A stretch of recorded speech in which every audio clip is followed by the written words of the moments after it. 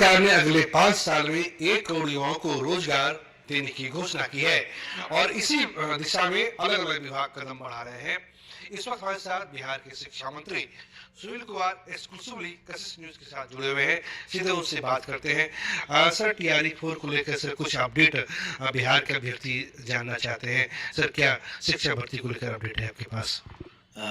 नमस्कार। हमने विधानसभा के निकलने के बाद भी अन्य जो मीडिया के बंधु हैं उनसे भी कहा है कि परसों ही शिक्षा विभाग ने जनरल एडमिनिस्ट्रेशन विभाग को यहाँ से सारा मसौदा तैयार करके भेज दिया है।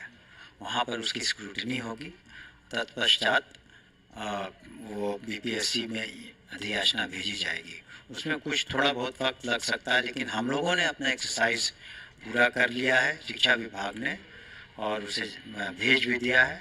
और बहुत जल्द हम लोग अधियाचना जब चली जाएगी बीपीएससी के, तो बीपीएससी अपने सुविधानुसार डेट अनाउंस करेंगे।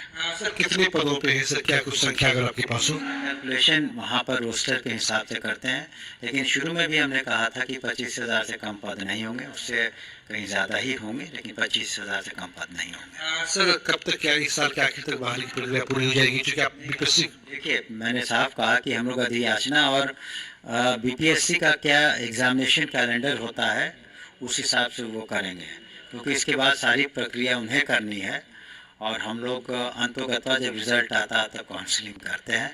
लेकिन ये बीपीएससी से निश्चित रूप से हम लोग अनुरोध करेंगे कि इसको जल्द से जल्द करें। आपसे बात करने के लिए बहुत बहुत शुक्रिया। Thank you. তাহলে আপনারা একদম পরিষ্কার শুনতে পেলেন, বিপিএসসি টিআরই 4 হবে, কিন্তু সিট সংখ্যা হয়তো বা অতটা থাকবে না। মোটামুটি একটা ধারণা পাওয়া যাচ্ছে 35 থেকে 45,000 এই রকম একটা সিট সংখ্যা থাকবে।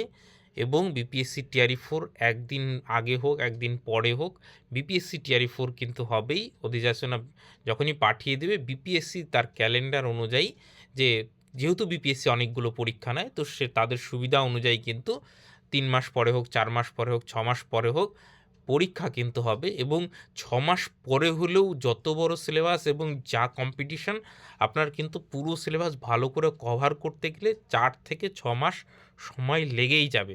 তো আপনারা এখন থেকেই ধীরে ধীরে প্রস্তুতি একটু বাড়াতে শুরু করুন এবং বিপিএসসি টিআরই 4 যখন যা আপডেট আসবে আমি প্রত্যেকটা জিনিস কিন্তু আপডেট দিয়ে দেবো। কমেন্ট সেকশনে এবং ডিসক্রিপশনে লিঙ্ক দেওয়া থাকলে সেখানে গিয়ে আমাদের সঙ্গে যুক্ত হয়ে থাকতে পারেন। ফার্দার যে কোনো আপডেটের জন্য বিপিএসসি সংক্রান্ত যাবতীয় আপডেট কিন্তু আপনাদের দিয়ে দেবো এবং বিপিএসসি প্রিপারেশন কীভাবে নেবেন না নেবেন সেই সংক্রান্ত বিষয়েও আমি বলেছি আমার যে ইতিহাসের পাতার চ্যানেল, সেখানে গিয়ে জয়েন বটনে গিয়ে জয়েনও করতে পারেন।